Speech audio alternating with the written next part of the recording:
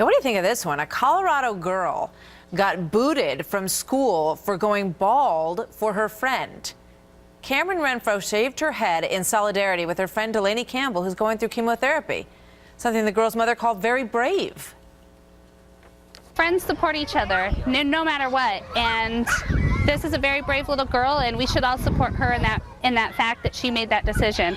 And it is a big deal. It's a very big deal. It sure is. The school says Cameron broke their dress code because her head was apparently too distracting to the other students. She couldn't go to class. The school has now changed their mind. Well, how about that? They turned that around after huge support for both of these girls. Well-placed support, I might add. That's a smart reversal, too. Yeah. A Massachusetts judge holding a key hearing today as a Connecticut family hopes to regain custody of their 15-year-old daughter. As we've been reporting and watching, Justina Pelletier has been a ward of the state of Massachusetts for more than a year after the Department of Children and Families stepped in. The problem, Justina's parents tried to remove her from Boston's Children's Hospital because they objected to a doctor changing her treatment for a life-threatening disease. Anna Yum's a defense attorney, former prosecutor as well, and good morning to you in San Diego. Good morning, Bill. What will this judge decide? Does she stay in the hospital or does she go home?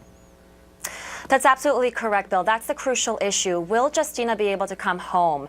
And, you know, when I was in law school, I remember a law school professor always talking about child rights and remedies. And he always used to say, put Timmy on the table, meaning put the child's interests on the table. What is the best welfare of the child?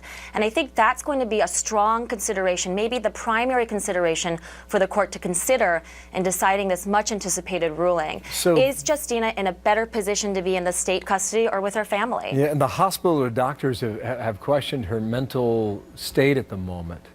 When you consider that, and you know, I'm talking to a lawyer now, I'm not talking to a doctor. Do we know if she has expressed a desire to leave that ward, to leave the hospital and join her family? Right. My understanding, Bill, is that she does want to go home, that she is communicative. Based upon reports that I've read, that she feels like she's a prisoner in this ward. Now, keep in mind that she was confined in a psychiatric ward for at least 9 months. She only had supervised visitation with her family once a week. And my understanding now is that there's armed guards during this supervised visitation. Also, her education has allegedly decreased in the sense of the type of education she's getting. She's not allowed to be photographed with her family. My understanding is that she wants to go home, and what 15-year-old girl wouldn't want to in that kind of predicament? Just one more question here. The family has been on with us several times. They say if it can happen to their daughter, it can happen to anyone. What does the judge do, Anna? Well, that's the scariest issue, Bill. I think that's what the judge really needs to consider. Balancing test. Is she in a better position to be with the state, or is she in a better position to be with the family? What's concerning to me, Bill, is that her health, according to reports, has deteriorated over the past year. So is it really in her best welfare to be in the custody of the state if her health hasn't improved while in the custody of the state?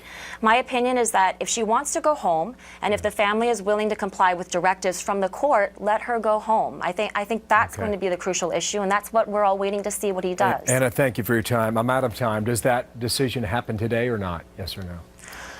We don't know yet. He's continued it so many times. I hope for the family for closure today that the decision does come down today. But Anna Yum, thank he's continued it. The attorney from San Diego. Good to have you back here.